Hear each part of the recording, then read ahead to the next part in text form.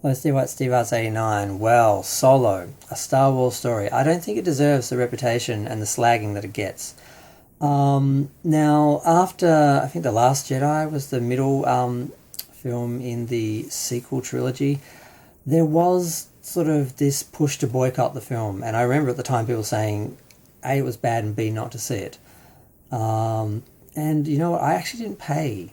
I snuck in halfway through the film. I walked in during the scene where Han meets. Um, I forgot the name of the character. How can I forget the name of the character? Lando. Um, and I enjoyed the end of the rest of the film because that's about 56 minutes in. And then I paid and went back and watched the actual film from the start. But then I left at that scene because A, I didn't want to watch the second half of the film again, and also like I had to be somewhere. So I sort of had a weird sort of original experience with the film, but I did like it, and I didn't understand why so many people were trashing it, other than the boycott. But the boycott didn't mean you had to trash it and say it was bad, but I guess that somehow justified it, or they just tried to. It was a weird, toxic fan thing, and part of that is the whole reaction to the girl boss in the film, which I don't have any problem with. And there's really only two issues with the film. The first issue is the colour palette. It has none. It's basically grey. And this is a problem we've had with a lot of modern films. And when you go from something as dynamic as, you know, the particularly the last film in the prequel trilogy, but you go from that film, that whole, watching that whole trilogy of films with all the colour and all the detail and everything, and then you go to this sort of dull, grey, smoky, misty film, you know, but I doubt many people were going directly from one film to another, but it just, it doesn't, it's not as dynamic, it's just not quite as dynamic. And that's something you sort of, you feel a little bit, something's missing. The other element is just the structuring of the movie. Basically, you have a lot of the action is front loaded, and the end is really this drawn out betrayal and counterplay and just all this sort of stuff, all in like a room that looks like a bar, in this ship that looks like a skyscraper, and just it's just not as thrilling as a bunch of TIE fighters and X-Wings doing a strafing run towards the Death Star's generator, or whatever they blew up to destroy that in the original film. It's just not, and it drags out. I mean, it's well written in a way, but I mean, he's betrayed by his lover, he sort of is bitter, but then at the same time, he ends up helping to establish the rebellion by basically giving them all the, what was it called? Coaxium? To basically fuel the rebellion, and just realizing that Han was always the good guy, and he was sort of, he wasn't the bad guy, you know, that we saw, that we thought he was at the start of the original Star Wars.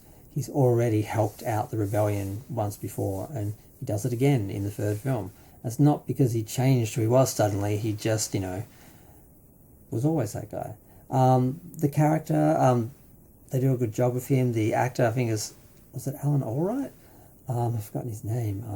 He did a good job. He doesn't look exactly like him, but he played the part. There's a few scenes, a few moments where you really feel like you're looking at a younger Han. There's other moments where you feel like you're just looking at this cute actor who doesn't look a lot like Harrison Ford. But the first 15 minutes when he's, you know, escaping his sort of home, is not that great. But after that, like I said, pretty much there's a big section of the film which really works, and then you sort of get to the end, and it drags a little bit, and it's betrayal, just a lot of sort of politics between the characters. And the other thing, the droid. A lot of people got on the droid, and it's like, you know, when I was watching the original trilogy, I really noticed the discrimination and rudeness to the droids. And particularly when, you know, sort of have the reaction to C-3PO, who is coded as gay, it came across as a bit homophobic and bigoted. I'm like, what is that about? And then I remembered when, of course, watching the prequel trilogy, oh, that's right, the droids were part of the separatists and the sort of people who were fighting against the Empire, who were seen as the enemy. So that's why I guess droids had a lot of discrimination in that. So it's all interesting. It's a good film. It doesn't deserve the crap it's got. Unfortunately, they spent the most on it. The prequel trilogy cost around 115 million each. I think the last one was actually 113 million.